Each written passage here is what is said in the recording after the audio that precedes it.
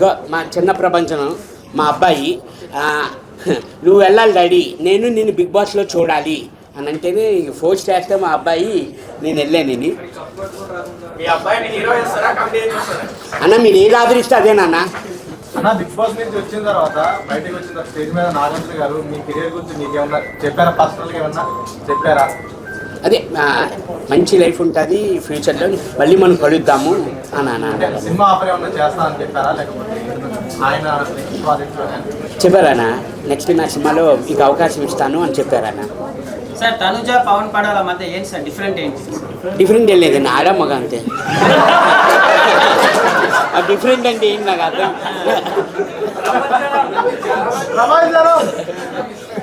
అది ఫ్రెండ్షిప్ అండి. అంటే అది జనరల్గా ఇప్పుడు ఒక్కొక్కరికి ఒక్కొక్క థాట్ ఉంటుంది. ఇప్పుడు మీరు ఆలోచించే వేరేగా ఉంటుంది. ఇప్పుడు మేము అక్కడ ఉండి వచ్చాము, అది ఫ్రెండ్షిప్ అన్నా.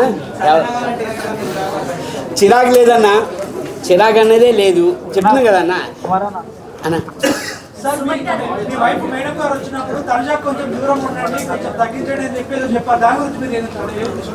దూరంగా ఉండండి అని కాదండి, అది తనుజ వాళ్ళు చాలా బాగా ఆడుతున్నారు, మీరు ఇంకా బాగా ఆడండి అని ఏమని అన్నారు, కానీ జాగ్రత్త నాది ఏమనలేదండి.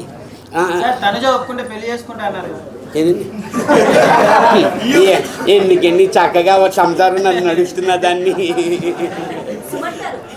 బిగ్ బాస్ హౌస్ లో బయటకు వచ్చిన తర్వాత శివాజీ గారు మిమ్మల్ని ట్రోల్ చేశారు కదా, సో దాని గురించి మీరేం చెప్తారు? శివాజీ అన్న నాకు ముందు నుంచి తెలుసండి. నాకు ఇక్కడే కాదు, ఈ బస్సులోనే కాదు, ముందు లొకేషన్లో కూడా అలాగే ఫ్రెండ్లీగా మాట్లాడుతుంటారు. నేను లైక్ తీసుకుంటాను. నేను అవునా, ఏమనిపించింది మేడం మీకు?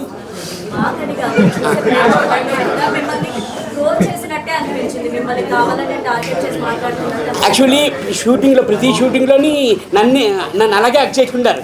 సుమనాన్న అని హక్ చేసుకుంటారు నన్ను. మేడం యాక్చువల్లీ నేను హీరోయే కదా మేడం, హీరో నుంచే బిగ్ బాస్కి. మేడం నేను హీరోగా కూడా సినిమాలు చేశాను మేడం. యా నేను already I'm no madam, actually I'm hero. చాలా స్ట్రాంగ్, ఇప్పుడు హెల్త్ బాగానే ఉందన్న.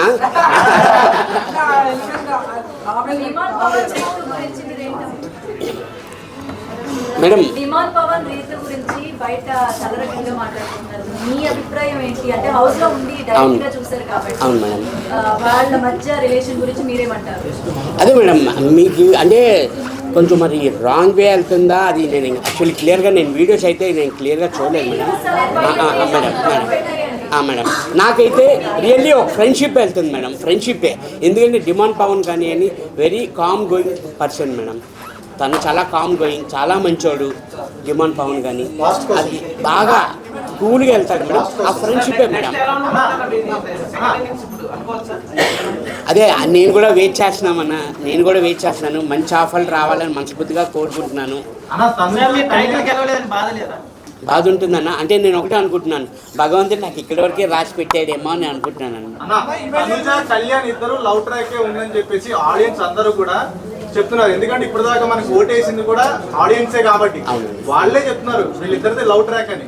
సో కాదు అని మీరు అంటున్నారు, మరి ఆడియన్స్ మాట తీసుకోవాలి, మీ మాట తీసుకోవాలా?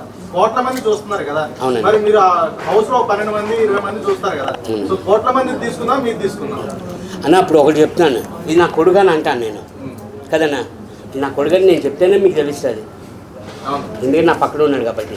నేను అదే చెప్తున్నాను, 97 రోజులు నేను ఉన్నాను అక్కడ. మీరు చూశారు, లైవ్గా చూసేది వేరే, మామూలుగా చూసేది మొత్తం అక్కడ షూట్ చేసిందంతా మొత్తం వస్తుందన్న. మీకు వచ్చిందా మొత్తం?